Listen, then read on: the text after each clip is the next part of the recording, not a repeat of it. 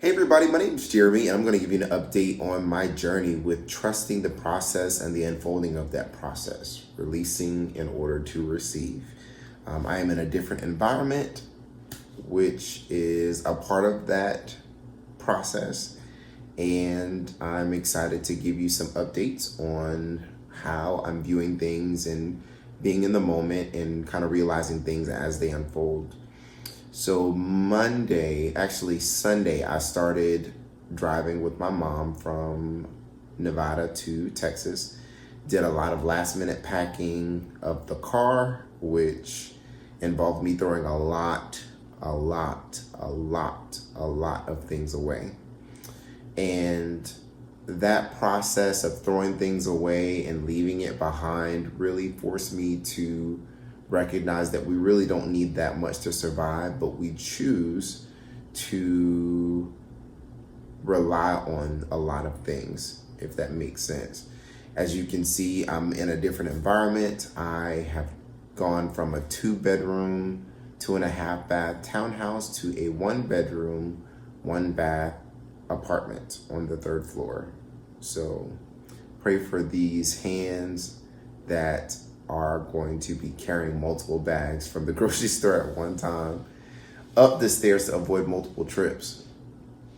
So what are some of the things that I'm recognizing in this releasing to receive? One, I've already stated, you really don't need that much to survive in terms of materialistic things. And I will echo what I've said in other videos. When you have so much materialistic stuff, it truly does take up space, energy, and opportunity for other things to come into your life. I recognize that now, even with the bare minimums, I'm waiting for my belongings to show up and I'm surviving just fine. And in fact, when I get the belongings here, hopefully this week coming up, I will be able to see, I really don't need that much stuff, to be honest with you. So I'm gonna reevaluate everything that I bring into the apartment. And if it brings me joy, then I will bring it into the apartment. And if not, then I'll set it to the side and prepare to discard it in any way, shape, or form. I do think that it's important to be comfortable and, make sure that you're happy. And for me, as a homebody, as an introvert, and I apologize, my voice is coming back, but as a homebody, as an introvert, my apartment is my sacred space. It's my safe place. It's my safe haven. So I do a lot of decorating and I do a lot of making it homely to make me feel good. At first, I didn't realize it, but I was doing it for other people. But now that I've reassessed my life, I really, truly do it for myself. And that's important to me.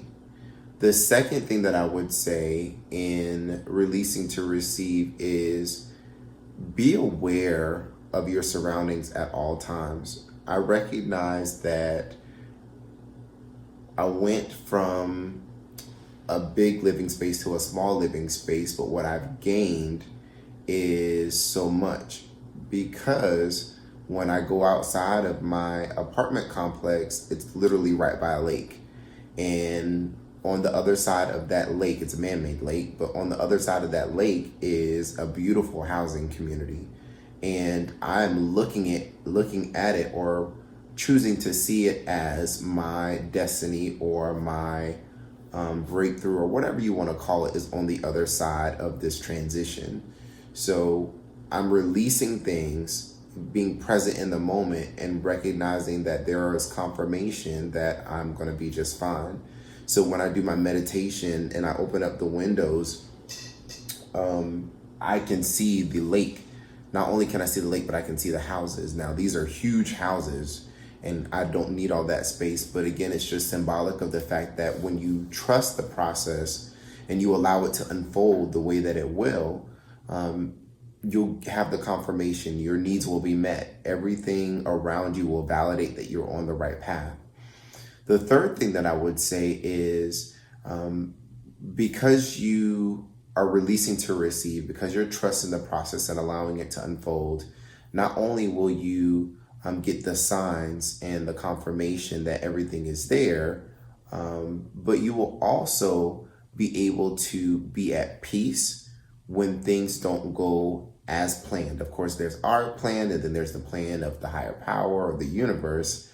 But when we try to make what our situation or circumstance is fit what our plan is, we get stressed, and it's not easy. It's not easy to be aware of the fact that you are in a process and you are so used to being in control of things, and now you have the awareness that your circumstance as a whole is a process that is yielding you what you desire if you've been consciously or subconsciously asking for it. And when you trust that process and the unfolding of that process, and you're releasing to receive things, when things don't go as planned, you can go to a place of self-awareness to say, okay, what does this truly mean? What this outcome, why am I, why, and you allow grounding exercises and meditation to be a means for you to get that answer. And I'll give you an example. So believe it or not, even after me giving away so much stuff, I went way over the estimated allotment for packing. So it was double the amount of what I was expected to pay. So that's an extra bill that I really was not anticipating. On top of that, my check engine light came on. I told you that I gave my other car away, which is a car that was 3 or 4 years old. Now this car that I'm driving is over 10 years old, 10, 15 years old.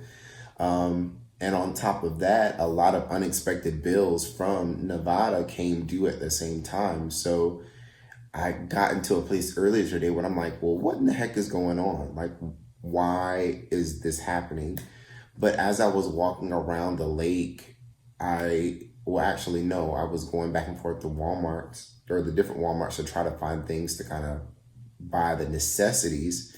I started listening to Bob Marley, Three Little Birds, and I'm like, don't worry about a thing. Everything's going to be all right. It's nothing for me to worry about. And having that peace to know that when you have a plan and it doesn't go the way that you want it to, trust the process and allow it to unfold. I'm releasing that stress, because I'm not going to let that stress get to me, because either I can do something about it or I can't do something about it.